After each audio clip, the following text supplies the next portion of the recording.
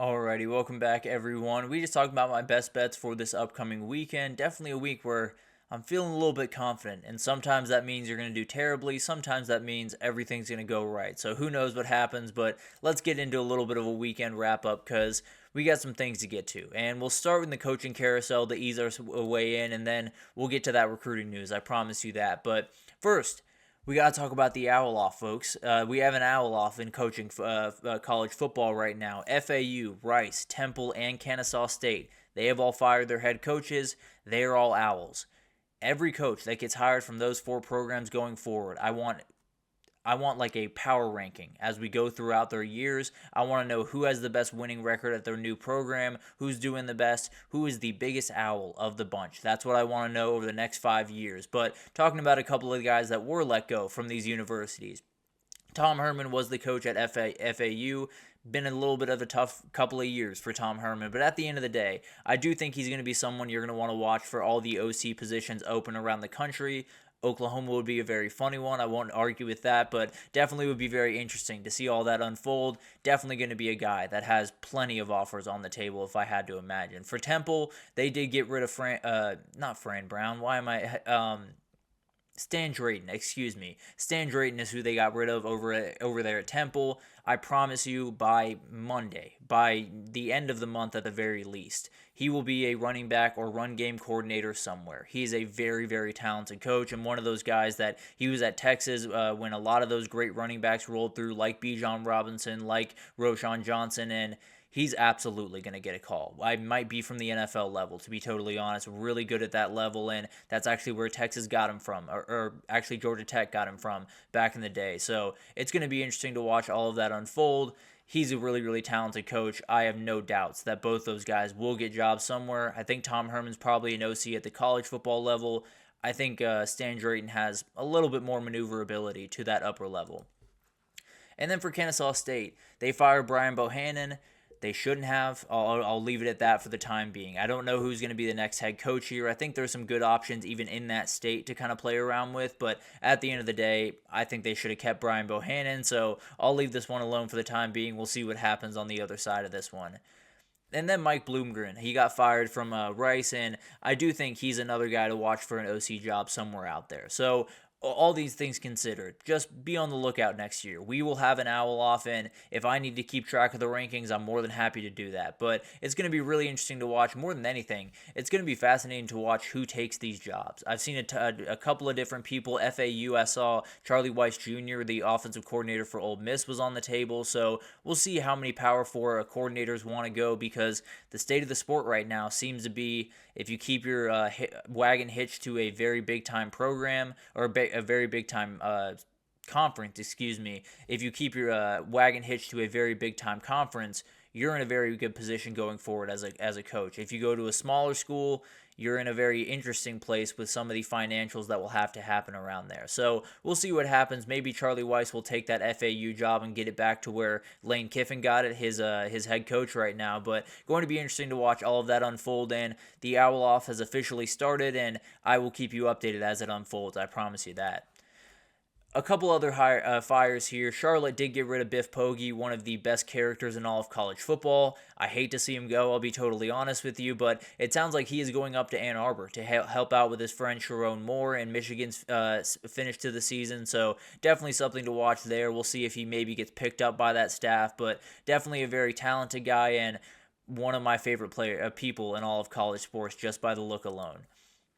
UMass did fire Don Brown, a very experienced, very long-time head coach that actually did coach at Michigan for a little bit some time ago, and they go to Athens this upcoming weekend. This UMass team does, so it's going to be a tough job for the interim over there. I'm not sure exactly who that is, but obviously going to be about as tall of an order as you could possibly ask for your first job as an interim coach. But then you do have Ball State. They got rid of Mike New up there, and probably had to happen at some point. Ball State's one of those programs that's always in a weird spot in the MAC, but obviously you get the right coach, things start to really roll. Mike New just wasn't quite that right coach. Very talented guy and definitely someone that I expect to be on a staff here pretty soon, but obviously a very, very tough blow and one that could lead to, if they make the right hire, let's just say, could lead to some nice times over there in Ball State. Another development is Jim McElwain is going to retire at the end of the season, Central Michigan head coach, and he just got a big win over Western Michigan last week, and it's a little bit weird, the timing to me overall. Maybe the NCAA investigation that's going around him and Michigan and all of that craziness is hanging over his head just a little bit, although he has had a really long career. So nothing to be said, if he's just retiring to retire, more power to him. Hope he has the best of lives the rest of the way, and definitely a very talented head coach that gave us plenty of really fun moments. And I'll just leave it at that for the time being. Mac Brown is the final one here. He sounds like he is going to stay the head coach at UNC going into the 2025 season. I'm really surprised by this. I'll be totally honest with you. I thought he was going to hang him up at the end of the year. I thought he was going to wrap it up, but the dude loves football. Nothing more can really be said. He absolutely loves football. He wants to be around football, and there's a quarterback in that UNC group called Bryce Baker. You'll see him next year, and that might be a great reason to come back, if I'm being totally honest, because that dude can play. But it's going to be incredible to watch all of these coaching hires and fires and movements, and coordinating hires are a huge part of this. It's going to be incredible to watch all of that unfold, and we'll obviously keep you updated as it does. But moving to recruiting, this was big news. Bryce Underwood, the top quarterback in the country, has flipped to his home state team in Michigan from LSU. The reports are a lot of money. I'll be totally honest with you. 10.5 I saw 12 million. It's ridiculous. No doubt about that. But that's the game we play. That's the game that just about every sport in the world plays. So here we are. We've gotten to where a lot of us didn't want to be, but we're here. But the kid is an absolute program changer. 6'3", about 200 pounds, elite thrower, elite runner of the football. One of those guys that can change the way that you do business, can change the way that you call an offense, can change the way that you recruit, can change the way that everything in your program and everything in your offense in particular goes. He is a game changer in every sense of the word. He is a guy that very few guys have looked at his tape and said anything but, is that Cam Newton? Is that a kid that can totally take over a sport? Is that a kid that can totally take over a program and essentially win a national championship by himself in some respects? He is. As crazy as that sounds, he really is that type of guy. So, way to recruit by Sharon Moore and Dave Portnoy and a couple other guys around there. But an incredible, incredible flip. And one of those things that this is the point. This is the moment. If we're down the road 5 years, 7 years, and Michigan is playing in their third national championship in 5 years, this will be the moment that you can look back to, because this is the moment where every recruit in the country, everyone around the Michigan program, everyone around the Big Ten started looking at Michigan just a little bit differently. And those recruits around the country, they're already starting to flow in. There's a couple of D linemen, there's a couple of O linemen, there's a couple of wide receivers that have already started to poke their head that direction.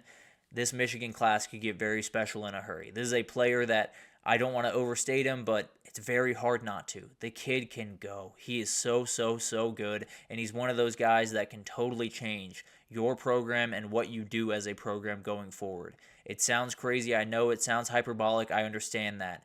It is not. This kid is different in every sense of the word, and if Michigan can get the right thing out of him, he's going to play right away. If they can get the right thing out of him in 2025, ooh, buddy, it's going to be a very, very fun thing to watch. I can promise you that. So, going to be incredible. The flip side of that is he did flip from LSU. Where does that leave Brian Kelly? We talked about it earlier in the show. That was always the thing. It was, this year isn't going that well. We're struggling. Things aren't going as cleanly as we want. But we have Bryce Underwood coming in. And when he comes in, everything will be fine. We'll be able to really hit the ground running. That's why we didn't go after people in the portal, because we needed the money to give to this kid, because he's that important, because he's that special. Well, that kid's not in your building anymore. That kid's never coming in your building. He's not walking through those doors. He's walking through the ones up in Ann Arbor. So you got some things to figure out. Now, you did free up some money, no doubt about that. You did free up a little bit of money to go, really go get big game hunting over the next couple of weeks as we get closer to National Signing Day.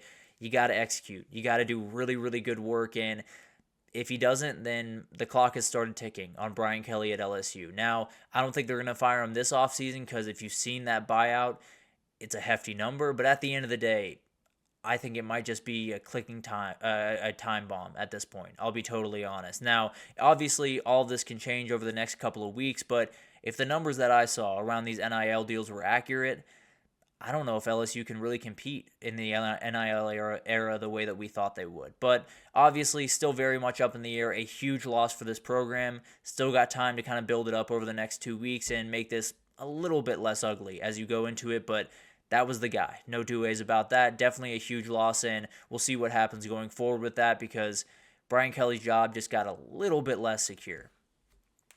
And then you do have Julian Lewis, another top 10 quarterback in the country, regardless of where you look.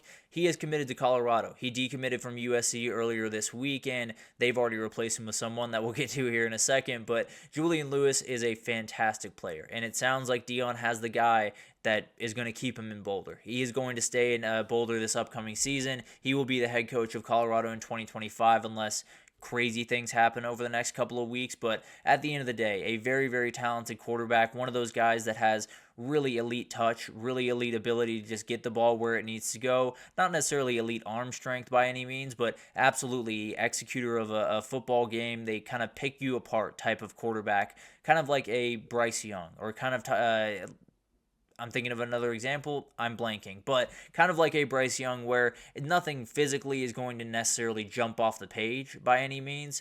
The ball's going to get where it needs to go more often than not, and really a lot of the time it's going to get where it needs to go. So I don't know if I have to assume he's going to be the starter right away if I had to imagine, but I don't know if he's fully ready. I do think there's going to be a learning curve at the next level. I do think he's going to play right away, but I do think there's going to be a little bit of a learning curve. And if that offensive line can take a little bit of a step forward, things get a little bit more interesting. But overall, very talented quarterback. But I think year 2 is probably where you're going to want to see him really, really flourish. That being said, he's taking over for a dude. Deion Sanders finally found the replacement for his son, Shadur Sanders, and they're going to want him to hit the ground running. So a lot of pressure on him, no doubt about that, but it's a great place to be, and absolutely a team and a program that can really flip a switch going forward over the next couple of years.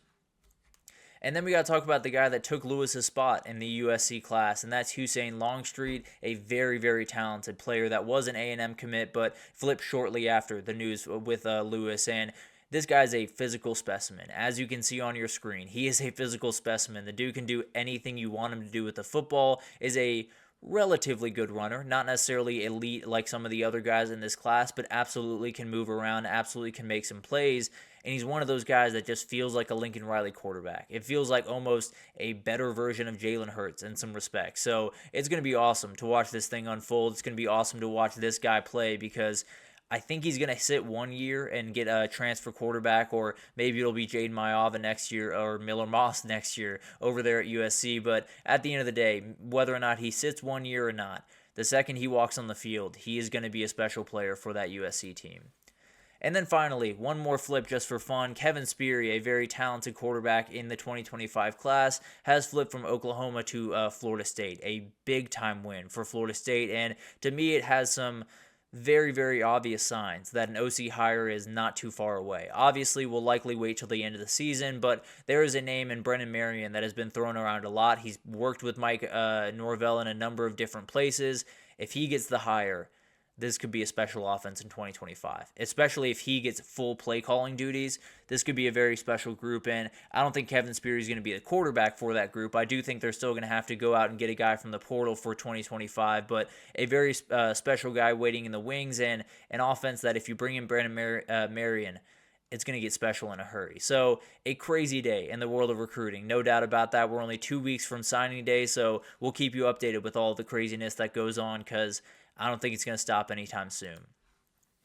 But we got to get to some injury updates really quickly here. For Ohio State, we do have an O-line update for you guys. Carson Hinsman is going to move from left guard to center, and then Austin Saraveld is going to move into that left guard position. I thought it might be Luke Montgomery. It is going to be Austin Saraveld, who played at points earlier in the year but got injured, found his way back, so going to be a huge part of this offense. And we'll see what happens with maybe they move it around again. Maybe Hinsman goes back to left guard. You have Donovan Jackson at left tackle, and then you bring in a younger center. Who knows what happens throughout this game, but that seems to be the way that they'll trot out on the first series, and we'll see what happens the rest of the way. For Indiana, you're relatively healthy. No two ways about that. Nothing big to report here, and no mysterious injury popping up for Curtis Rourke, which is very, very good news. No doubt about that. But Moving on to Notre Dame Army. For Notre Dame, the biggest thing is Howard Cross. He is still questionable for this game, is moving in the right direction, it seems, but we'll see if he's going to play. Probably going to be a game time decision.